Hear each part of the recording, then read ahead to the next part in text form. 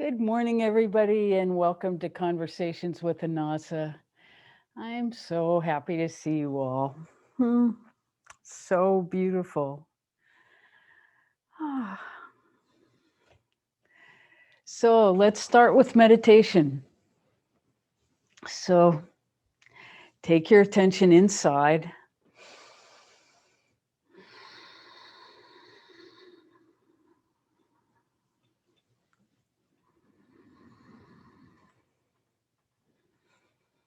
And sit up as straight as you can. It helps if your spine is as straight as you can make it so that you can feel your central channel as you breathe into it.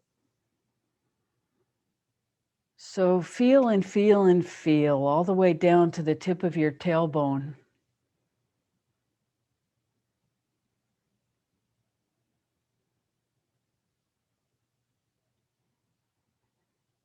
And gently see if you can relax the muscles of, first of all, your solar plexus, where your diaphragm is at the base of your rib cage. See if you can relax there.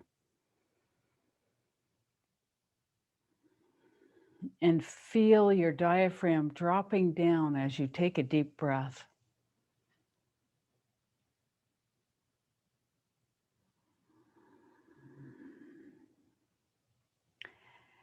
It turns out that all the work of breathing is on the exhale, that the inhale actually happens because there's a vacuum created. So if you just deeply relax, you'll be able to feel the air coming way down into your belly.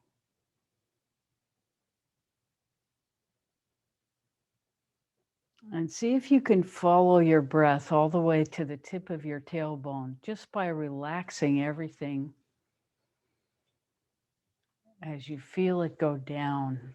Now we know physiologically that's impossible, but we want you to have that image so that you relax all the way from your mouth to the tip of your tailbone as you inhale.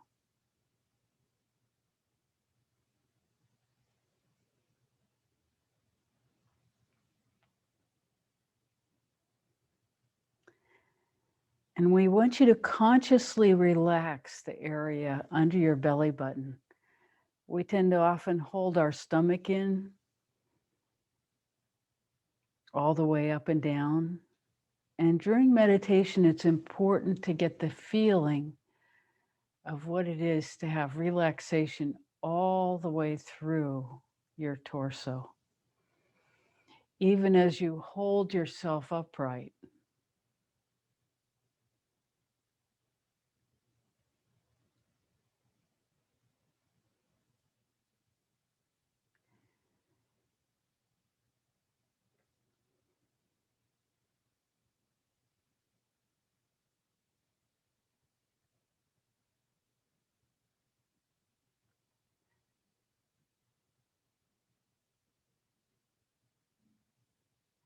So you can see and feel in yourself that when you stack your body as straight as you can, then it doesn't take very much effort to hold it up.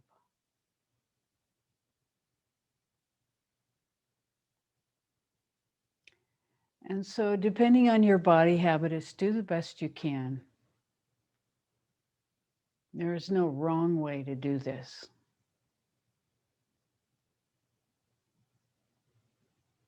Feel your breath expand as it goes lower into your body, touching the tip of your tailbone.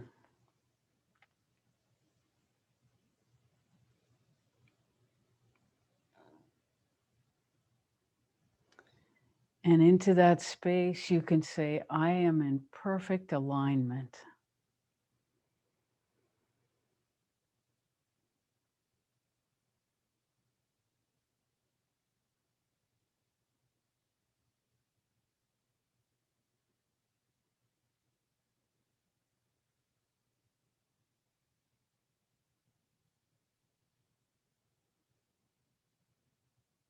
Feel the energy pool in that space until it gradually draws your attention to the energy center below the belly button.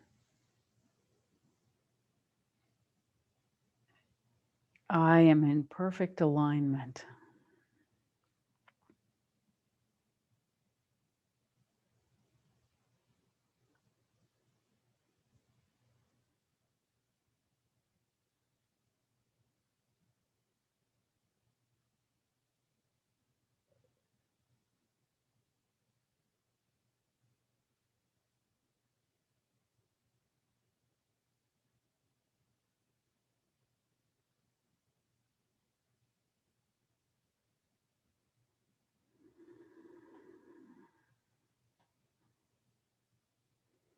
As the energy pools in the center below your belly button, allow it to rise to the center of your heart,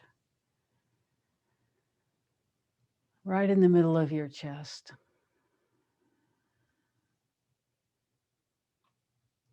And feel yourself open more than you ever have before. Just allow an opening in the center of your heart.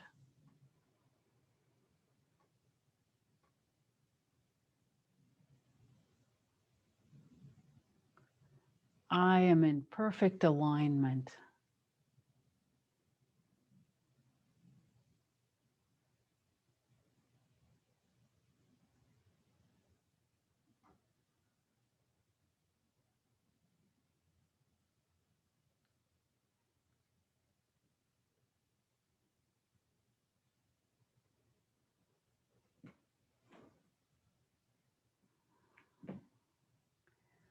Allow the energy to gather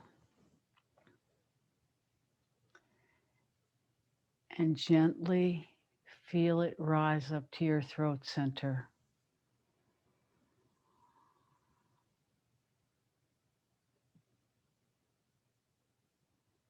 I am in perfect alignment.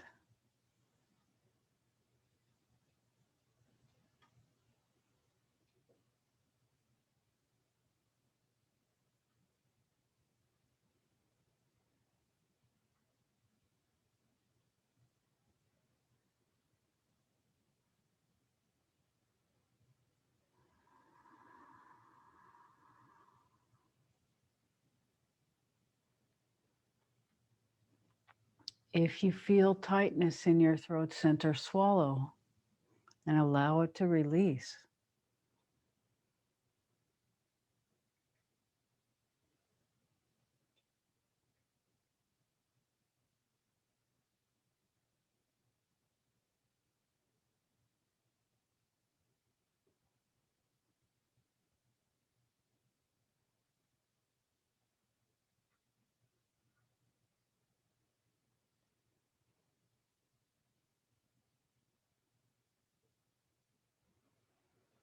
As you feel the energy pull and rise up to your third eye,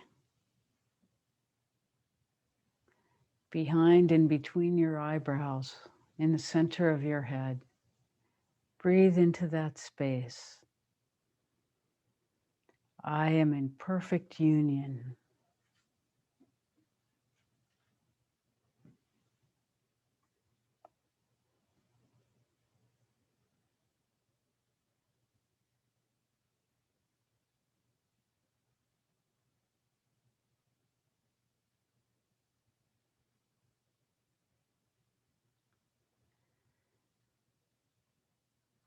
Allow the energy to rise up and out the top of your head,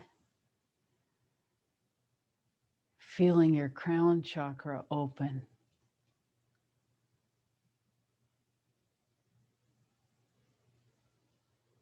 I am in perfect union.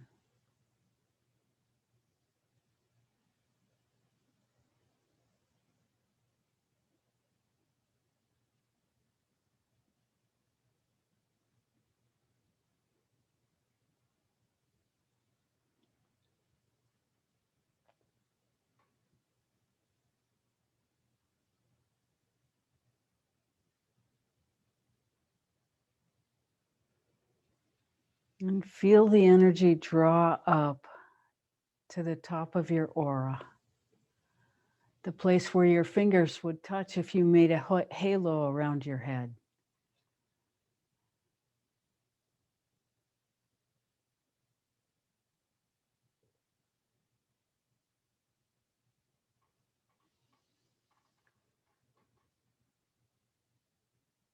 And then it is as though the energy spills outward in 360 degrees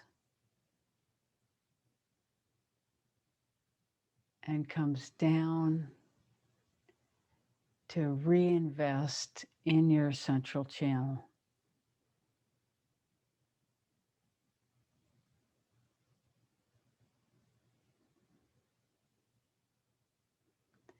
Feel into this flow.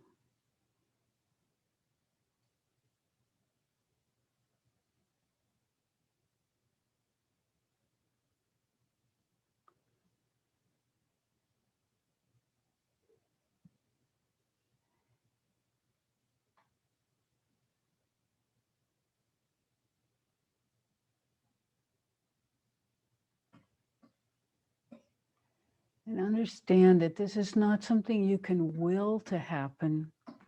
It's something that you allow to happen. You allow it to manifest inside yourself.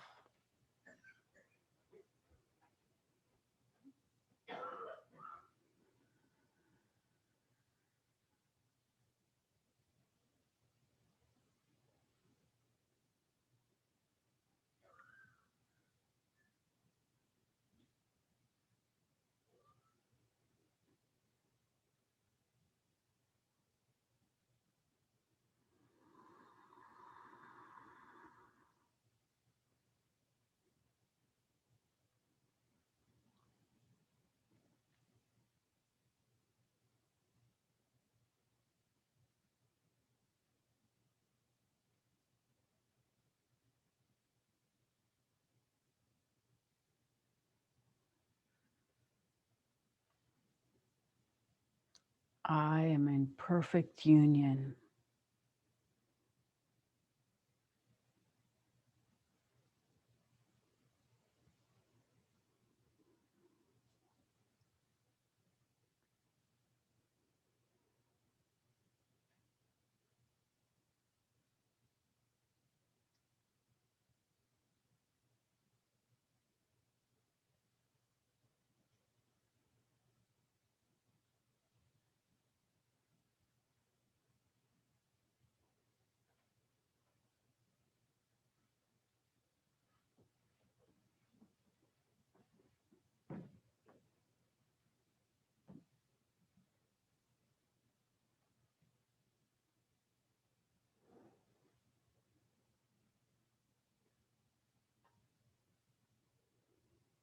As you're ready, gently bring your attention back into the space we share.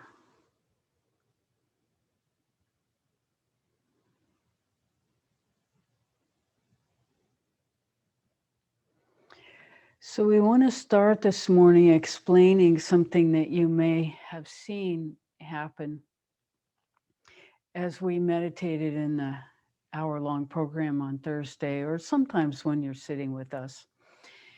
And you may notice this in yourself, but very often there's energy that comes through and will hit a barrier and cause an involuntary motion in our bodies.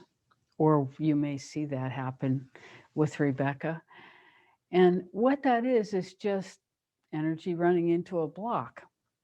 And so something moves. And then sometimes the energy just has a will of its own. It'll do like what you maybe just saw. The hands will move in a certain way that's non-volitional. And it's just energy flowing. And the more we get in the habit of allowing the energy to move through our bodies, then these patterns are released. When energy runs into a block, that's energy releasing in one way or another, or the awareness of the block coming into your your own awareness so that it can be released. So we wanted to just bring that up in case it happens so that it's nothing to fear and it's nothing extraordinary. We're not turning into the exorcist or anything like that. It's energy beginning to release the blocks within us and to be welcomed as such. How may we serve you this morning? We welcome your questions. We're so happy to be here with you.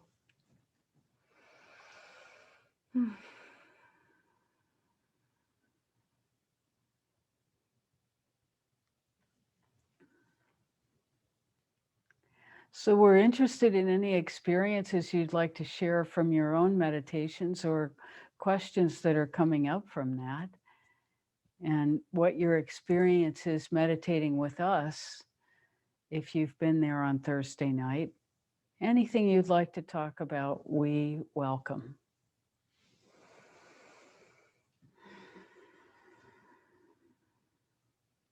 We're so honored and grateful to be with you today.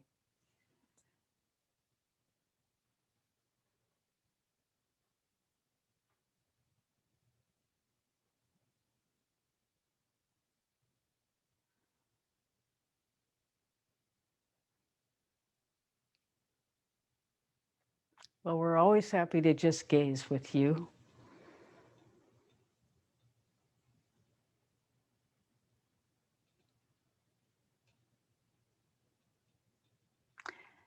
But it's especially fun when we get to interact. Suzanne, do you have a question? Can we unmute Suzanne? Thank you.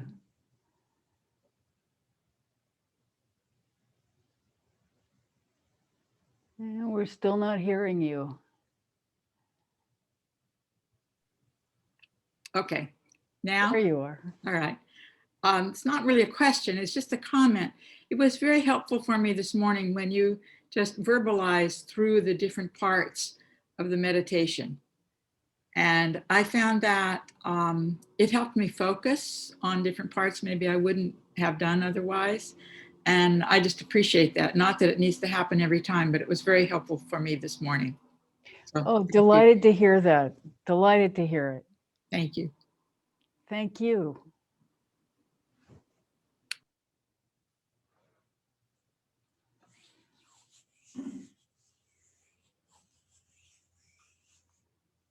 What do we do when intense feelings come up during group meditation?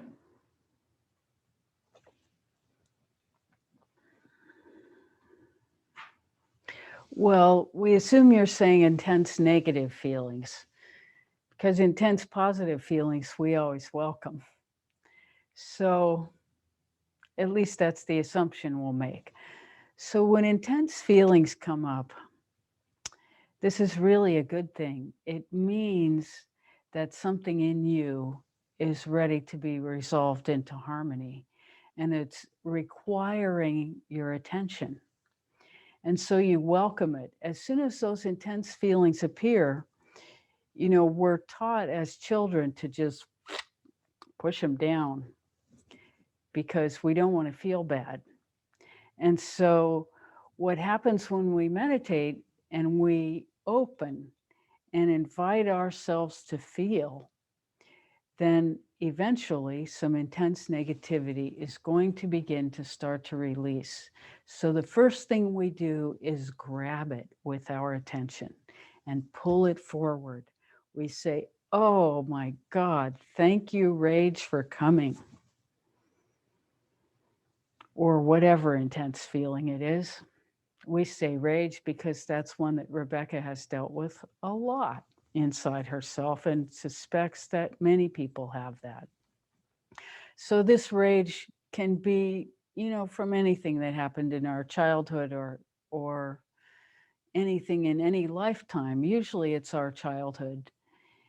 And so we welcome it forward and we begin to say Ho'oponopono through the rage. The first thing we do is we try to identify the feeling, because in identifying the feeling, we've put words to an experience that has been, the easiest way to say it is that this emotional experience has been blocking us from access to our deepest inner self, to our connection to our divine source. So this is why we welcome this negative intensity, because we understand that it's an opportunity to go deeper into ourselves, release this negativity into harmony, and to begin to participate directly, more directly, with our own source energy, which is the source of our, for want of a better word, enlightenment, with the understanding that there is always more.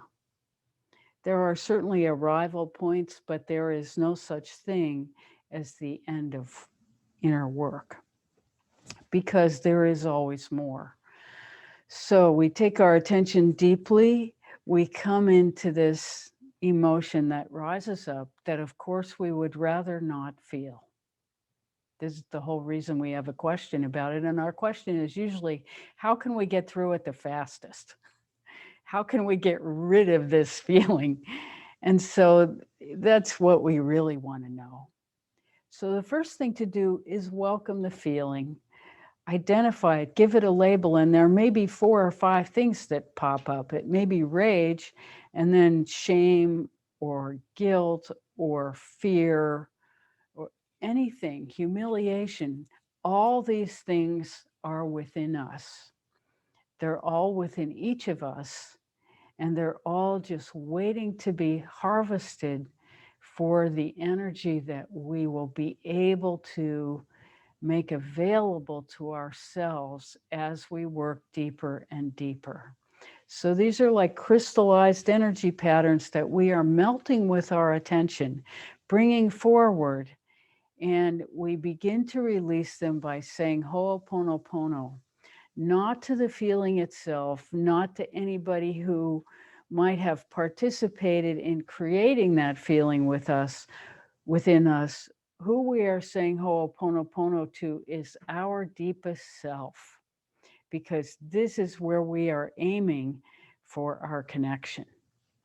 So we feel into our deepest self through the rage or whatever other intense feeling has presented itself. And we just begin to say, without any particular anything to it, we just start saying, I'm sorry. Please forgive me. Thank you.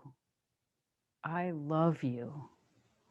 We say this to our deepest self because it's this awareness that we're cultivating within ourselves.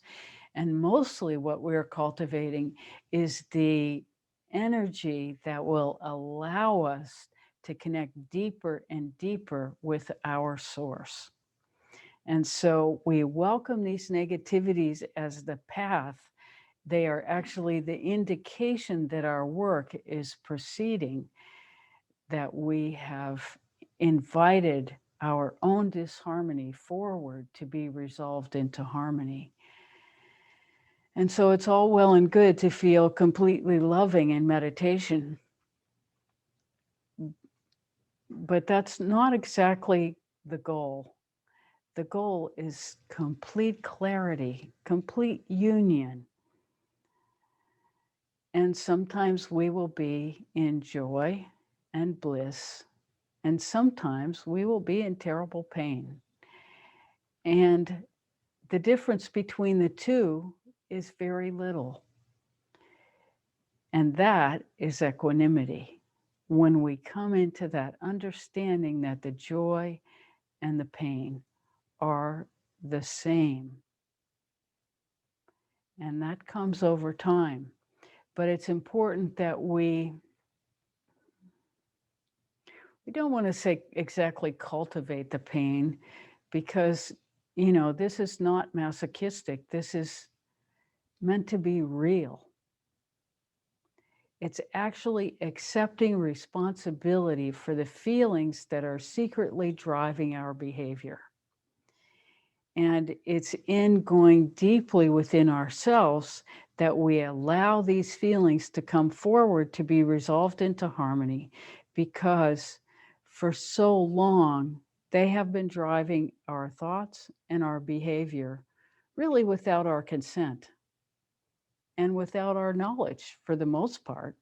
So what we are doing is we are beginning that path of truly knowing ourselves, of truly making ourselves our best friend. And in that acquaintance with our deepest, dearest friend, we begin to discover that that deepest, dearest friend is really our source energy. And that is the true teacher. That is what we are cultivating within ourselves. And the simplicity of having a tool like Ho'oponopono that works for every dark energy is really quite amazing. It makes the whole thing simple. It does not make it easy, and it certainly doesn't make it pain-free, but it does keep it simple so that we don't have to be confused. We can just understand whatever it is that has dislodged itself from our deepest self to be presented. First of all, there is a logic to it in our inner that whatever it is that presents itself will not be more powerful than what we can handle to face. This has been our experience over and over. It always feels like it's on the edge of too much. It's like, oh my God, I really, really don't want to deal with this. This is way too much. That feeling will happen, and that's okay, but it's never too much. You can bank on it. You will be able to handle it. And part of why we're here is because we want to help. We are available to face these dark moments with you. We are completely available. Now, yes, we're available in the ether, but we're also available on the other end of the telephone. You know, we do give consults to people to help them through these dark periods, because really what we are cultivating is our highest self. And to get to our highest self is not the easiest journey. And that's why we're here. We're here to help. We welcome your questions. We hope that answered. A follow-up from the same. Mm-hmm. Is it okay to address the negative feelings in a group setting? Absolutely. Absolutely. That's part of why we're here, because you can be sure you're not the first or the last person that's ever felt that. And whenever something like that is shared, everyone benefits. There is no case where that's not true. We have so much in common with each other. And a lot of what we have in common is the shame about negativity, because we're taught not to feel these things as children, and certainly not to express that we're feeling these things. And so as we begin to learn to express these feelings to ourselves and the awareness of these feelings to each other, we are giving each other permission to be whole, to actually face these feelings, resolve them, and become bigger, better, stronger people within ourselves, because we are not reacting. We are becoming more and more aware. And the price for not cultivating this awareness is to be in pretty much a constant state of reaction to whatever's happening around us. And we're all somewhere on the spectrum in the evolution of that process. So yes, we welcome sharing. How may we serve further?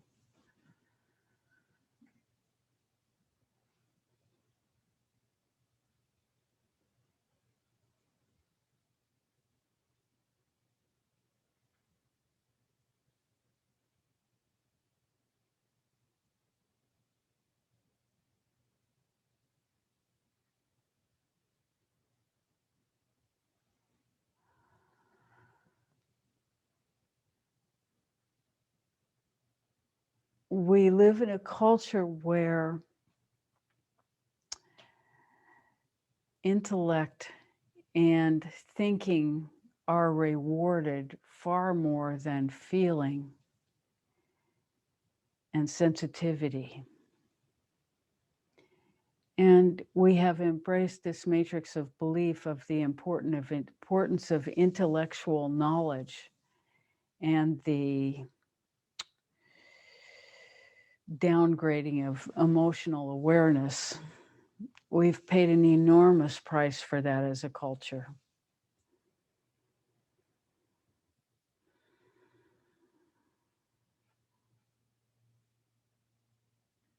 After the Wednesday meditation program, I have felt tired and rearranged. What is going on? Well,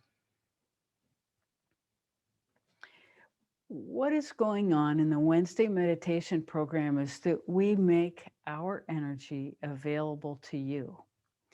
And however open and receptive you can be is however much that energy comes into you to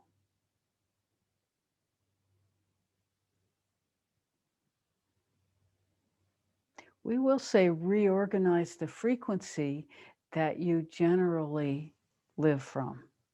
So our purpose in providing this energy is to give you a frequency upgrade in that period of time. And what happens is whatever energy is old and we hesitate to use the word dead. That's not really the right word. It's energy that's no longer useful to you, that tends to be slightly heavy. That will drain out of you as this new energy comes in. And the new energy that we provide allows your psychic mechanism to reorganize at a higher frequency. And it is very common for this to make you sleep deeply for many hours in the beginning. And then it becomes very common at certain stages that it completely wakes you up. And that's also something that happens. And everything in between, because this energy is energy from divine source. And it is a gift to you to use in your personal evolution. And the reason we make it available is because it speeds up the whole thing for you. It just makes the process faster because it gives you a source and a boost. It's kind of like having training wheels as you get going. And then as you get further and further, you begin to become this energy. And as you become this energy, as you embody it yourself, then you are more and more of a light to others in your own life. And the way this expresses itself is through your own unique blueprint that you agreed to before you came.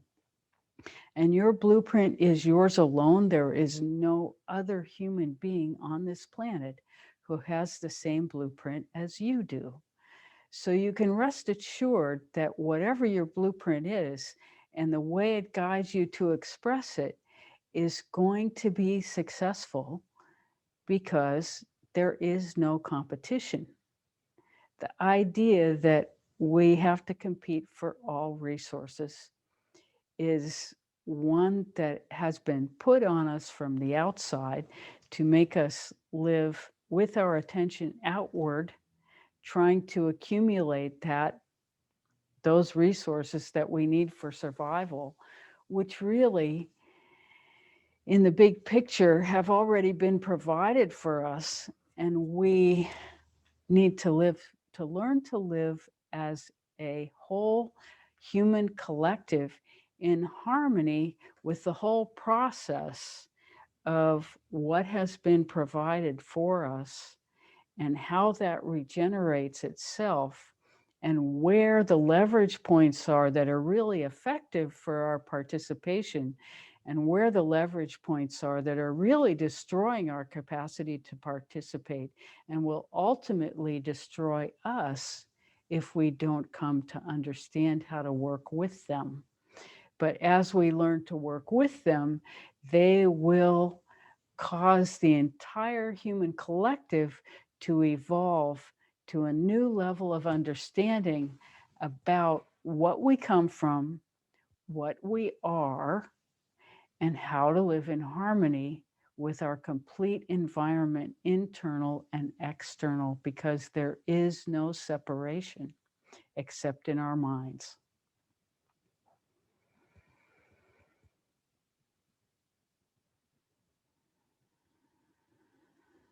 How may we serve further?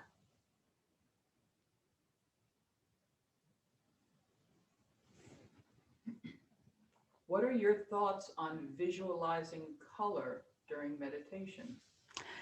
So the question is, what are your thoughts on visualizing color during meditation? And the truth is, Rebecca doesn't really experience much in color, so that's not her favorite modality. However, many people do experience everything in color, and that is their favorite modality.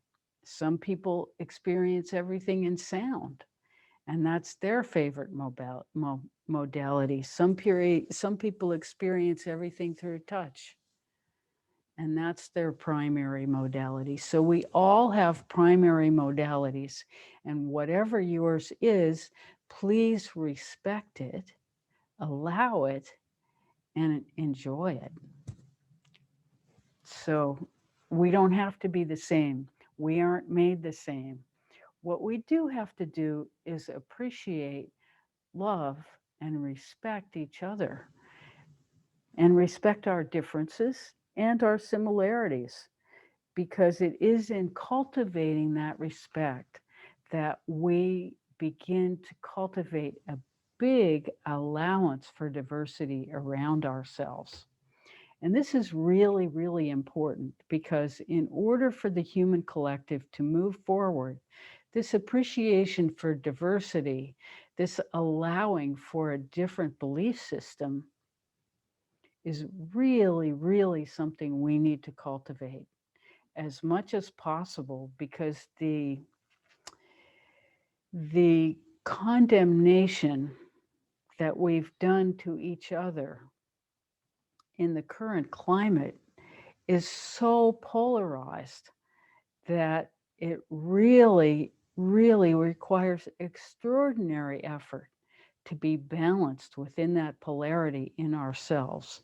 And so what we're seeking is a balance point between all opposing views, because if we get too far off center in any of them, then we become participants in the polarity and in the increased density of either side of the polarity, neither of which is completely right. And so we cultivate this center point because we want to draw ourselves and everybody around us closer and closer to this center point, because in this center point, there is room for everything. And it is in this center point where the most change can take place within us, in terms of allowing others to be themselves.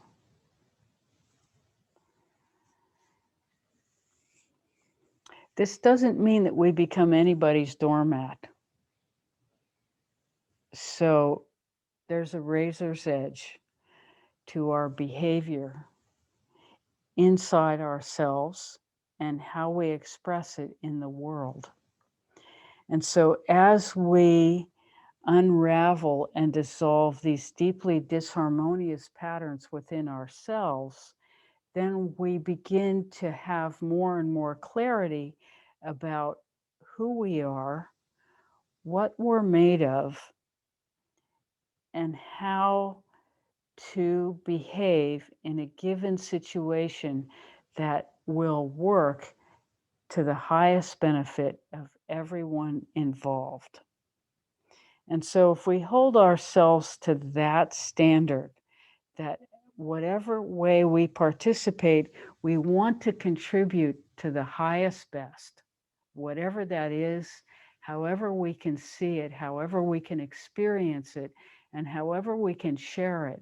If we hold ourselves to that intention and that standard, then we will learn. We will learn from every experience what that outcome was.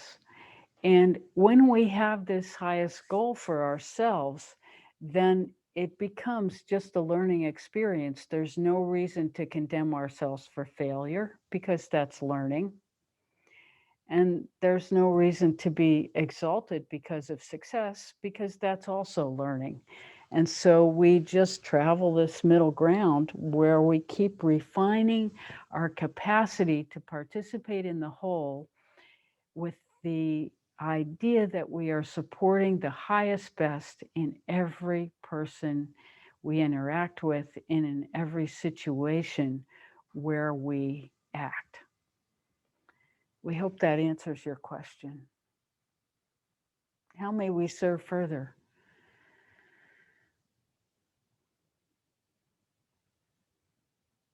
We just love your questions. And we see they're inspiring different things out of us with every question. So we're just so grateful for that.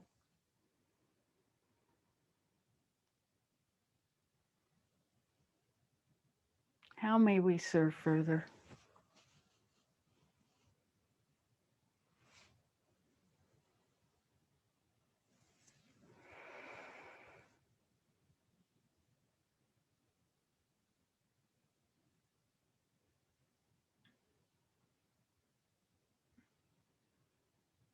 Do you have any thoughts to share about vaccinations?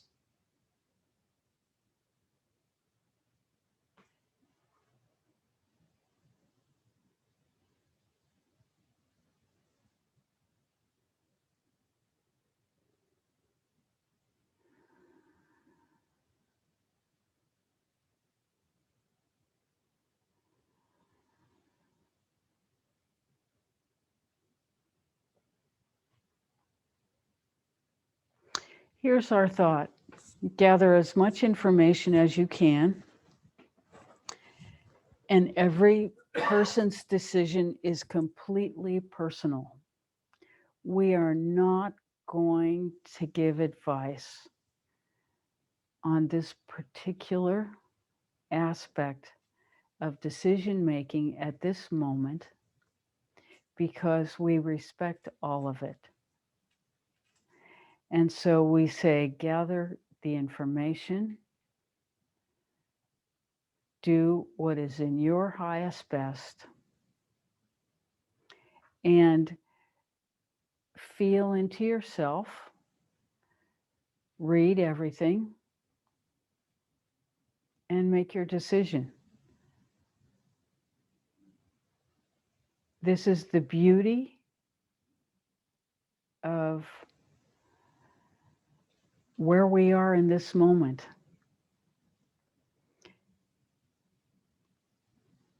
So this is our advice. We are each personally responsible for our decision.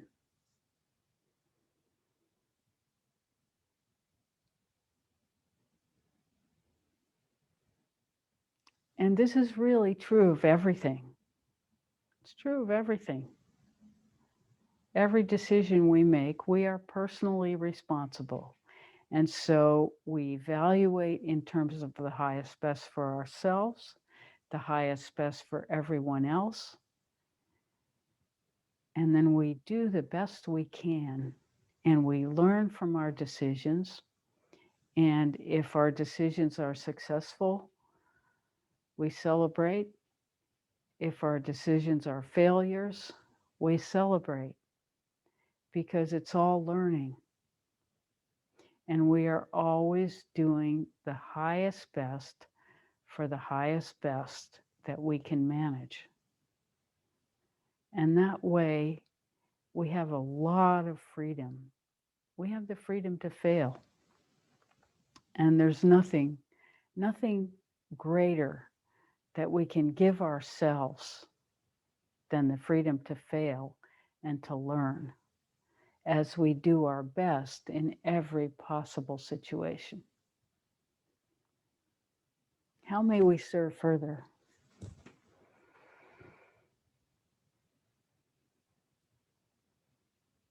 I feel stuck in the political polarity and can't see a middle ground.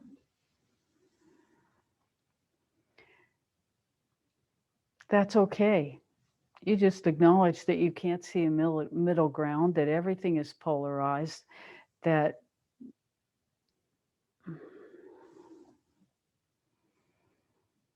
you are doing your best to serve yourself and the whole in every moment.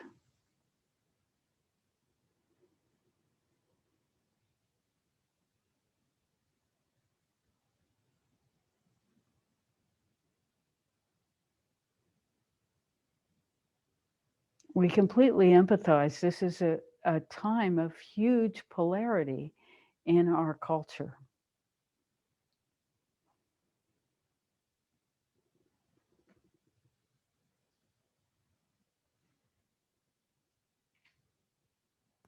But it doesn't make the guiding lines that we are setting out any less relevant, because we still hold love and respect for every human being. And we,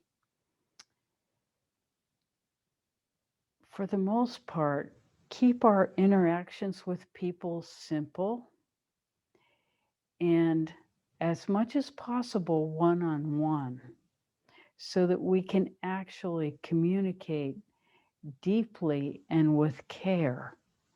Because when we get complicated, especially the bigger the group, the more the commonalities tend to get exaggerated. And then we've all seen what happens when there is a group belief system that's very polarized, that kind of ripples through a crowd and makes people do things that they regret later, that they wouldn't ordinarily have done in a one-on-one conversation. And so we want to avoid putting ourselves in situations like that, where we can behave in a way that's out of character because we get carried along. And so pretty much everybody on this call is mature beyond being in that situation. So there's not really concern about that, but there is acknowledgement that that can happen. And part of why we're making ourselves available and attempting to create community is to raise the frequency at which people participate and communicate with each other to such a level that the bottom begins to rise. Because as the top goes up, so will the bottom. And so we need to hold ourselves to a certain minimum frequency within ourselves that we try to hold. We try to not act from spontaneous rage, for example. That doesn't mean that we don't feel spontaneous rage. It means that we begin to develop the witness capacity to say to ourselves, I feel rage. I think I'm going to go into a room and shut the door. When we can do this in ourselves, when we have the self-governance to recognize our disharmony before we express it, this is a certain level of enlightenment. This is a level of becoming aware of ourselves that allows us to have a choice in how we behave. This choice arises because we take responsibility for our behavior and we realize that no one is responsible for our spontaneous rage except us. Now, there are all kinds of reasons that it may be there that have to do with other people, but still the responsibility is ours. And when we take that responsibility seriously, then our inner work becomes really, really critical because we are holding ourselves to a certain quality of behavior. Now, understand, we are not trying to control our behavior. It's different from that. Controlling our behavior is imposing an external force on ourselves. We're not doing that. We're allowing and acknowledging that we feel rage. We're just walking behind a door and shutting it so that we can take responsibility in ourselves to say Ho'oponopono until we can bring ourselves into harmony. And we may walk out the door and suddenly we feel the rage again, and we may go right back in for the same reason. Now, if we don't have the opportunity to shut a door, we can say, okay, rage, I feel you. I cannot deal with you in this moment, but at 8 o'clock tonight, I have a window and I will sit down and be quiet and we will have a conversation. And as long as you keep your end of that bargain, your rage will bargain with you. But you have to keep your end of the bargain and sit with yourself and allow your feelings to be present and your awareness to bring forth Ho'oponopono, that you speak to your highest self as you go deeper and deeper in resolving into harmony. We hope this makes sense. How may we serve further?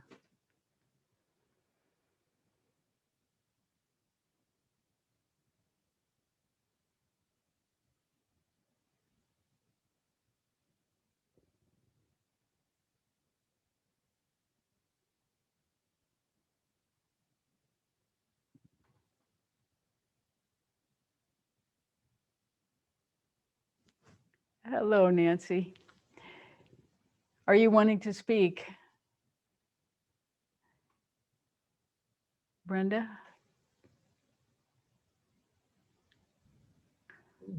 There you are. So I would like to have you, if you would, go through the whole instructions about the Anasa Temple again.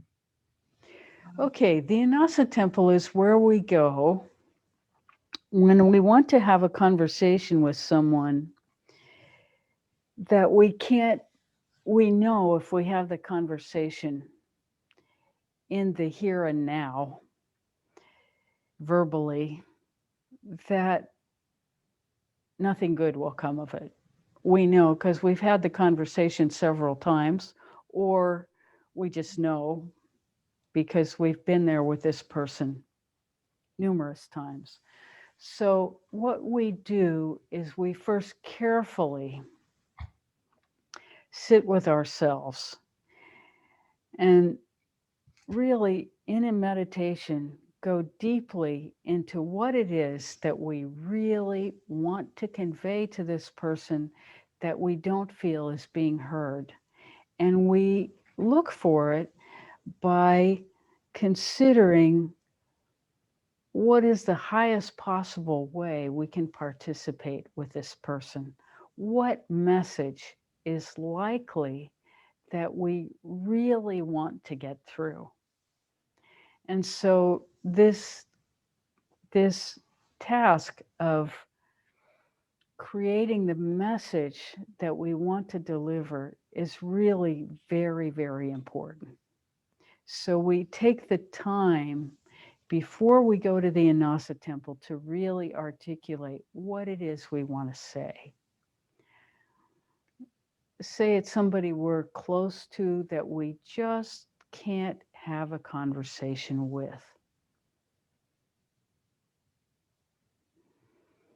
And very often this happens with our children, our relatives, our parents, people that we're really close to. So we sit and we feel for our love. And through our own love, we feel into the highest best for the whole. And then we craft a message that conveys our complete support for the other person's highest best, our complete love.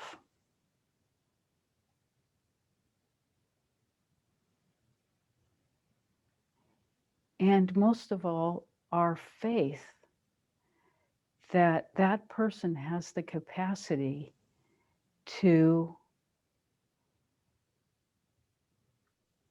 find that highest best in themselves.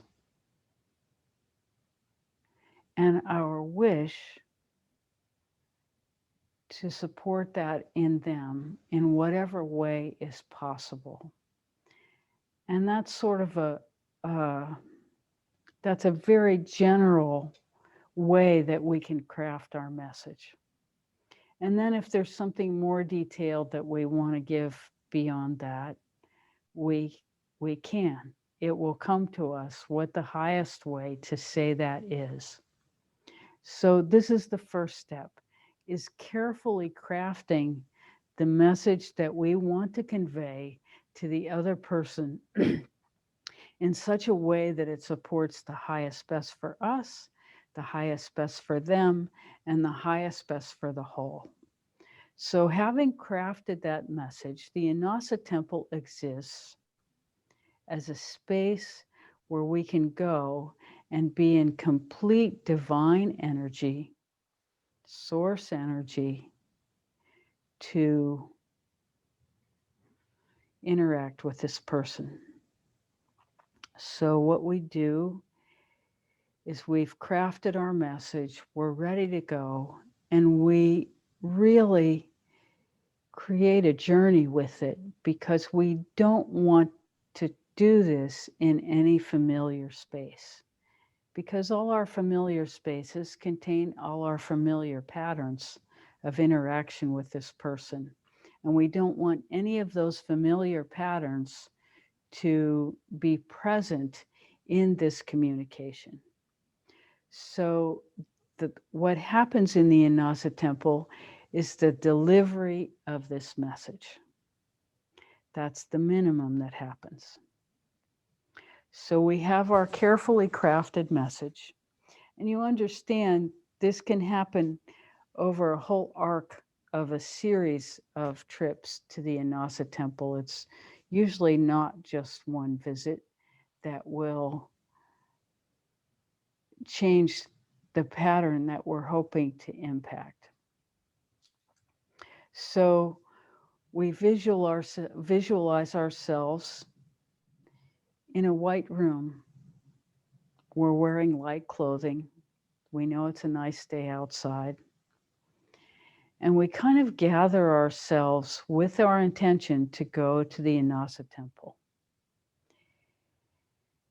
And And so we're in, if not a meditation space, a very quiet space by ourselves. And we open the door to this room and we create the same visualization each time so that we begin to have a pattern of how we visit the Anasa Temple. So we step outside of this room, and to our left, there is a beautiful meadow. It's a blue sky. We can feel the sun on our skin. And in front of us, there is a pine forest. And we walk into the pine forest. We have bare feet, and we can feel the mat of old pine needles, very soft, underneath our feet. And the sun kind of dapples our skin as we go underneath the trees and come out, and underneath and out. And we wind around this path and up a hill and down the other side, and we see the temple in front of us in the distance. And we feel a quickening in ourselves because we are participating in something unusual and rare. As we come up to the temple, we see that there's a small brook flowing between us and the temple. And we take the opportunity to wash our feet as a symbolic cleansing of our intention. And as we step out on the other side, we dry our feet in the grass, maybe even sit down for a minute and gather our intention again, and repeat the sentence or two or three sentences that we want to say to the person. And we feel the momentousness of the opportunity to communicate from our highest self to the highest self of the other person. So with that intention, we step up one step to the Anasa Temple. And we'll describe the temple. It's a domed structure that has 8 sides to it. And every other panel has a window. There's one door. There are curtains blowing in the breeze. As we enter the temple, we feel the quality of the sacred space. We notice that there are 2 chairs, one for us and one for the other person. We take our seat in the chair and we invite the other person to sit in the other chair. We feel Anassa's presence around us. We bring forward, as soon as the other person is present, we bring forward our statement that we would like to deliver to their highest self. We have invited their highest self as we are presenting our own highest self. We deliver our message. We allow the other person to leave, knowing that our message has been received. We gather ourselves. We express our gratitude to the Anasa Temple, to Annassa for creating this space. We can namaste and bow. It doesn't have to be a big deal. And when we're ready, we stand up and leave the temple. We may want to sit outside on the grass for a few minutes and gather ourselves before we begin the journey back to the white room. And when we get back, as we're ready, we come back to our real life. knowing that our message has been delivered. And then we do nothing in the relationship with that person. We just wait and see what happens. And our experience has been across the board that there is a change.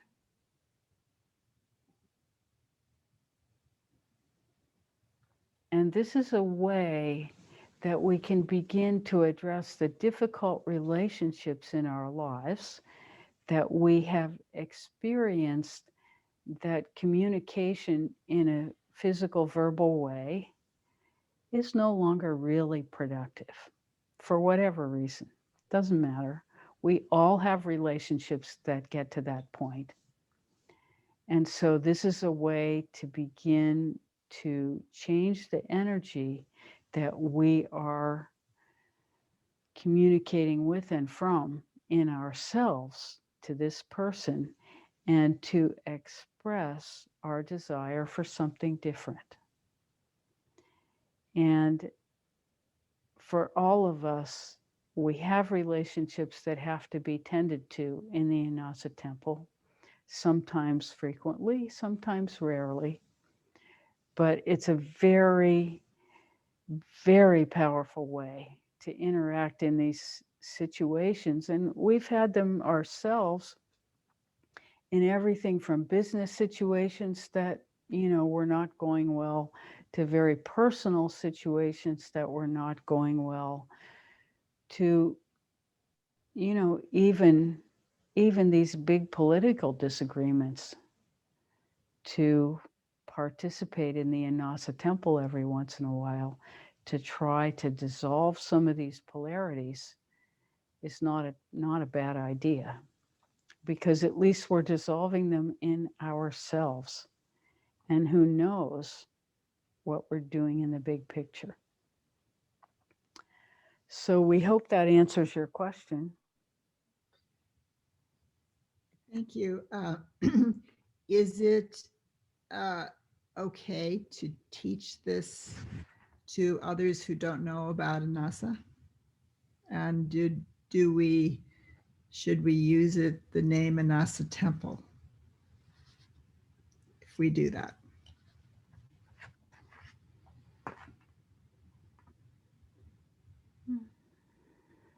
That's a situational question where you have to use your judgment.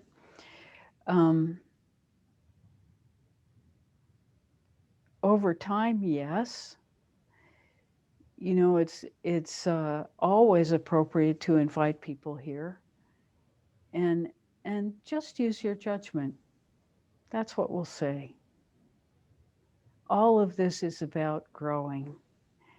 And as we grow more and more, our responsibility becomes more and more. So it's not our intention to create limitation. Is everything okay? Okay, we just start getting a weird message on the screen. It's not our intention to create limitation or to empower.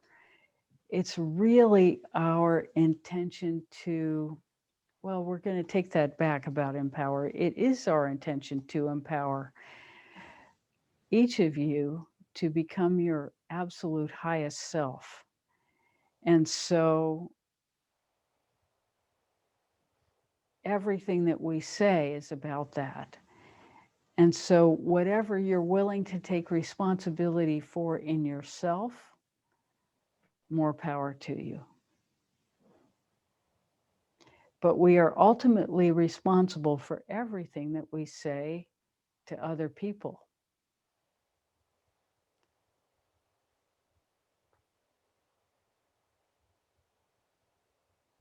So does that answer your question? It does. Thank you very much. You're welcome.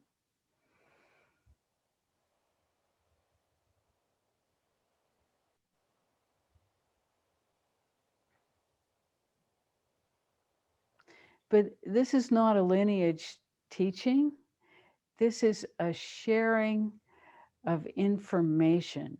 And ultimately, Annassa is a field of information that we are making available to you. We are also a portal to source energy. We are all source energy, and so ultimately we are all portals to source energy.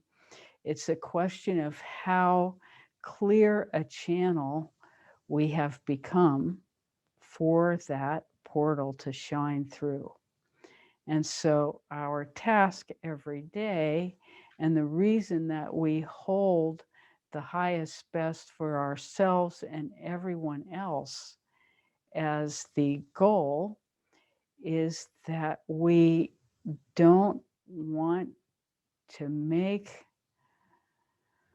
for want of a better word, karma that's going to come back on us because we've inadvertently promoted something that's not in the highest best interest for everyone. So it means we have to be careful and considered about our words when people ask us questions.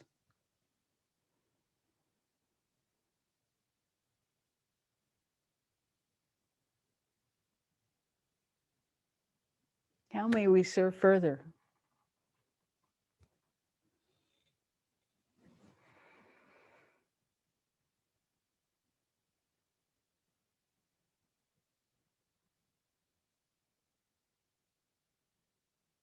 Because the last thing we want to be for anybody is an obstruction to their growth. That's the last thing that we want to be. That's the opposite. And interestingly, that's a difficult line to walk. You know, it's again the razor's edge, because in a very polarized environment, if you slip either direction, you're going to be contributing to the polarity. And so staying in the field of equanimity on the razor's edge as we express ourselves is a great test of our alignment.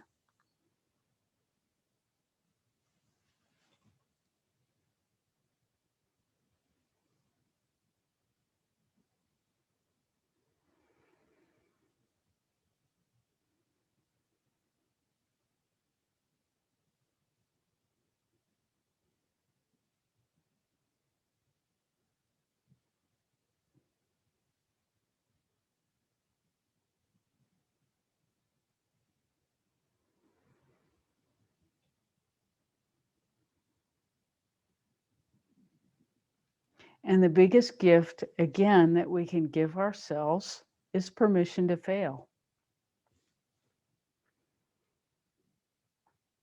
Because although we wish for perfection, we understand that the nature of being human is learning. And so we're going to say something about aging here, because we're all doing it. And we're doing it in different ways. And what we want you to know is that physical deterioration does not have to be a part of aging. It is a part of our matrix of belief that we will deteriorate between now and the end of our lives. But we don't have to believe that. We don't have to believe that. We actually can walk up to our lives in a state of health. We can walk up to our death in a state of health. Our time of death is already set. But how we get there and what condition we're in when we get there has a lot to do with our belief system. Now, that doesn't mean that we won't get sick between now and then, and that deterioration won't happen. Some of it's built into the deck that we were handed when we were born, and some of that is non-negotiable. But a lot of it we can have something to say about by taking responsibility for what we eat, what we think, how we feel inside of ourselves, what our self-talk is about. If we are talking to ourselves about alignment and being the highest, best person we can be, if we are holding that as our state, that we will constantly come into alignment at every opportunity that we have to sit and be still, that we will hold our hearts open to ourselves and everyone else we love, and do our best to live from that love, so that we are actually experiencing on a moment-to-moment basis what it is to feel love, peace, joy, gratitude, and that which is beyond. If we are cultivating that experience within ourselves on a moment-to-moment basis, our health will improve. It just is the natural way of things, that the more love in our lives, the more health. And what we call health has everything to do with range of motion and very little to do with physical presentation. And by range of motion, we're talking about range of motion in the physical, the mental, the emotional, and the spiritual. So in the physical, it means, whatever physical range of motion our bodies can go through, we work to keep that flowing, free, and mobile as much as possible. It's one of those use it or lose it things as we age. So in the mental and emotional, we keep learning. No matter what our age, we keep learning. In the emotional, it's very interesting, because in the emotional, if we are emotionally in real time, within a period of about 48 hours, we will experience almost every emotion there is on the spectrum of human feeling, because we will be reacting to our experience in real time. And so when something happens, we will respond appropriately to that experience. Now, how we can tell our emotional health is by our range of motion emotionally. If we are stuck in a narrow range where we don't feel beyond, a certain stage of melancholy all the time, then that is a limited range of motion. And as we cultivate more and more love in ourselves, that will begin to expand. But it's important to acknowledge where we are, because we can begin saying Ho'oponopono into that limited range of motion to begin to allow it to expand. So it's important for us to acknowledge where we are in ourselves so that we can come into a healthier emotional balance. And the way we can see that is just to look at what flavor we are manifesting within ourselves most of the time. And if the range of motion is limited, we try to expand it. And the way we know that we're not in a state of health is if we're in a certain bandwidth all the time. That's imbalance. That's not healthy. And so that's how we would talk about emotional health. And then spiritual health and emotional health are not separable so much, but spiritual health it encompasses mental health in the matrix of belief. If we have certain religious practices that limit limit our matrix of belief to a kind of judgmental rules-based philosophy, then that could limit our capacity to evolve spiritually. So it's always important that we look at our matrix of belief and update it. Because very often we're acting from a matrix of belief that we formed in childhood that was handed to us by our peers and elders that we haven't really examined. And so this examination of matrix of belief for judgment and limitation is important every once in a while to keep us current with ourselves. So we're just noticing the time, and so we want to meditate some before we go. We may go over time, and of course we're giving any of you who need to go permission to leave whenever you need to. And let's go into a meditation. We're going to make ourselves more available in terms of visuals for this meditation, and have you just continue wherever we got to with the first meditation. And if you wish, you can use the mantra, I am in perfect alignment or perfect union, whichever way you like to say that, as we proceed. So now we're going to be quiet and just do some gazing with you for a few minutes as we meditate.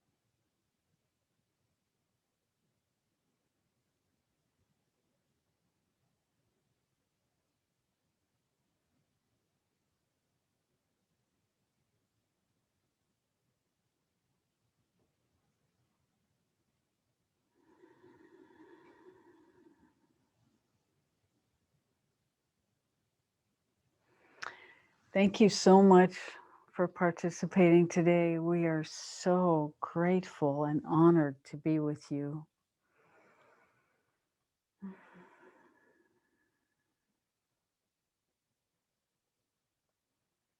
Thank you for coming.